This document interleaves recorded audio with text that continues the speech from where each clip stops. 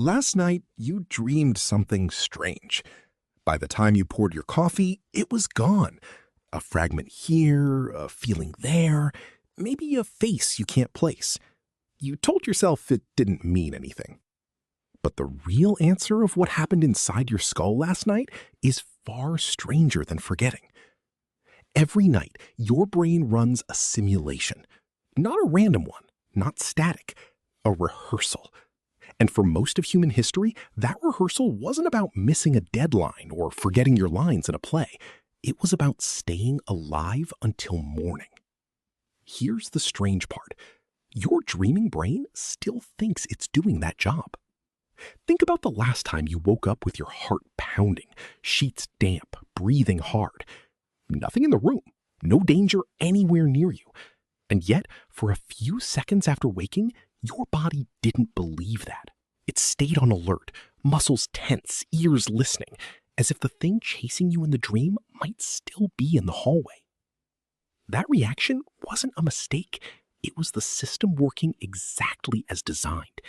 The only problem is the design is old, very old. Go back 100,000 years. No walls, no locks, no streetlights, just a small group of humans lying close together in the dark, surrounded by a world that wanted to eat them. Lions, hyenas, snakes coiled in the grass, rival tribes moving through the shadows. When those humans closed their eyes, their brains didn't shut off. They kept working. And what they produced night after night were dreams soaked in danger. In 1959, a French neuroscientist named Michel Jouvet made a discovery that changed everything we understood about sleep. He was studying cats, watching their brains while they slept, and he noticed something odd. Their eyes moved rapidly beneath closed lids. Their brain activity spiked, almost like they were awake, but their muscles were paralyzed. Jouvet called this stage paradoxical sleep. You know it today as REM sleep. Here's the question that came next. Why would evolution build a stage of sleep that looks almost identical to being awake, except the body is locked in place? One answer came decades later from a Finnish cognitive scientist named Antti Revonsuo. He proposed something called threat simulation theory. His idea was simple and a little unsettling. Dreaming isn't random noise. It's a nightly training ground. Your ancestors' brains used sleep to rehearse danger over and over, so that if the real threat came, their bodies would already know what to do. Revonsuo studied thousands of dream reports, pulled from cultures around the world, spanning decades of recorded dream journals. The pattern held almost everywhere he looked. Danger appeared far more often in dreams than in ordinary waking life. Not occasionally, constantly. As if the brain were deliberately overrepresenting threat, night after night, on purpose. Why would a brain do that? Why manufacture fear you don't need? Because the cost of underpreparing for a real predator was death. And the cost of overpreparing, of dreaming one extra nightmare you didn't need, was nothing. Just an uncomfortable few minutes after waking.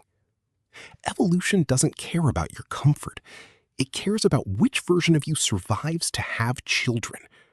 A brain that rehearses danger too much loses nothing. A brain that rehearses too little loses everything. Think about that for a second. The most common dream across cultures and across history is being chased. Not flying, not falling, though that's close behind. Being chased, hunted. Followed by something you can't quite see, but that you know wants to hurt you. That's not a coincidence. That's a rehearsal. Your brain tonight is still running a program built for a world that mostly doesn't exist anymore. You lock your door. You have police a phone call away. You have concrete walls between you and anything with teeth. And still, your mind spends its nights practicing escape. Why hasn't it updated? Because evolution doesn't move at the speed of civilization. Your body still panics over a spider the way your ancestors panicked over the things that actually killed people. Your dreaming brain is doing the same thing. It hasn't caught up to the fact that the world got safer. It's still training you for the version of Earth where every shadow might be the last thing you see. So, what did ancient humans actually dream about? For a long time, nobody could answer that question with real data. You can't excavate a dream. There are no fossils of nightmares. Scientists had to get creative. In 2021, a researcher named David Sampson, based at the University of Toronto, did something almost nobody had done before. He traveled to study two of the last remaining hunter-gatherer societies on Earth, the Hadza of Tanzania and the Bayaka of the Republic of Congo, communities whose daily lives resemble in many ways how humans lived for most of our species' existence. He asked them every morning to describe their dreams from the night before. What he found broke the assumption almost everyone had walked in with. You'd expect people living without modern medicine, without walls, exposed constantly to predators and hunger and disease, to have dreams soaked in fear, nightmares every night, terror as a baseline. They didn't. Their dreams contained danger, yes, animals, conflict, moments of tension, but they were rarely nightmares in the way we experience them. Community mattered.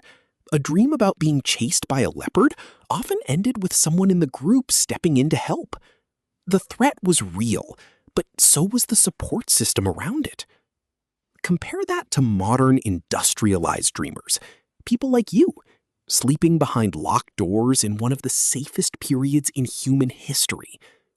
Sampson's data showed something almost backwards. Your dreams, statistically, are more likely to be threatening, more isolating, more soaked in anxiety than the dreams of people who face actual daily danger from wild animals and unpredictable food supplies. Why would that be true? Because your brain isn't measuring your locks or your alarm system. It's measuring something else entirely. Isolation. Disconnection. The number of people you can count on if something goes wrong at 3 a.m. The Hadza sleep in groups, physically close, skin distance. If a lion is heard in the distance, someone is awake, someone reacts, and the group moves as one. Your ancestors evolved sleeping this way for nearly the entirety of human history, shoulder to shoulder, never truly alone in the dark. You, most likely, sleep by yourself, in a room with a closed door. Your threat-simulating brain doesn't know the difference between no lion nearby and no one nearby. It just registers absence. And so it fills the gap the only way it knows how, with unease, with dreams where you're being pursued and nobody is coming to help. This is the part that should genuinely unsettle you. The terrifying dream you had last night wasn't a malfunction. It was your 10,000-year-old operating system doing exactly what it was built to do, reacting to a threat that isn't a predator at all. It's loneliness. It's disconnection. It's the modern condition of sleeping surrounded by walls instead of people. Ancient humans didn't dream more peacefully because their world was safer. It objectively wasn't. They dreamed more peacefully because they were almost never alone when they closed their eyes. There's another layer to this, too. Revonsuo's threat simulation research found that people who experience real trauma or danger in their waking life often show more organized, more coherent threat dreams, as if the brain is refining its rehearsal based on lived experience. Ancient humans, facing consistent, real physical dangers, had dreams that mirrored something like preparation, structured, purposeful. A leopard shows up, the group responds, the dream resolves. Modern dreamers, insulated from those physical dangers, often report the opposite. Vague, formless anxiety. Being chased by nothing in particular. No resolution, no group stepping in, just you, running, and the sense that something is wrong, without ever finding out what. Your brain still wants to run the old program. It just doesn't have the same script anymore. So it improvises. And what it improvises, most nights, is dread without a face. Consider what your ancestors' threats actually looked like. A lion has a shape. A rival has a face. A snake has a location you can point to. Fear like that resolves, one way or another. You fight, you run, or you don't. But your modern anxieties rarely have a shape at all. A deadline isn't a predator. A group chat isn't a wild animal. An unanswered message doesn't have teeth. Your brain, built to simulate physical threats with edges and outcomes, is now asked to process worries that never fully resolve. So the dream doesn't resolve either. It just loops, running and never arriving anywhere. There's a reason nightmares involving actual physical monsters, teeth, claws, something you can name, tend to fade earlier in life. And a reason the anxiety dreams, the ones with no clear enemy, tend to take their place as adulthood goes on. Your world changed. The predators became abstract. Your dreaming brain, doing its best with outdated tools, started rendering abstract fears the only way it knows how, as being chased by something you can never quite see. Here's the modern mirror in all of this. You've built a life with fewer physical threats than any human in history has ever had. No leopards outside your window, no hyenas circling your camp, and yet you might feel, most nights, more unsettled in your sleep than someone sitting around a fire in the Congo Basin with actual danger in the trees nearby. That's not weakness. That's not a flaw in you specifically. That's a 50,000-year-old alarm system, still switched on, still scanning the dark for something to protect you from, and finding nothing except the silence of an empty room. Somewhere right now, in a community that still lives close to how your ancestors lived, someone is asleep shoulder to shoulder with people who would wake up for them. And their brain, tonight, has a little less work to do than yours. You could change more of this than you think. Not by removing every wall in your home, and not by moving into the Congo Basin. Something much smaller. Proximity to people who matter to you, even in waking hours, appears to change how safe your nervous system feels once the lights go out. Community isn't just a nice idea from an anthropology paper. It might be the missing variable in why you sleep on edge and a Hadza hunter, camped near actual predators, sleeps without the same dread. Isolation, it turns out, might be a more effective nightly threat than most of the things you actually worry about. You dreamed something strange last night.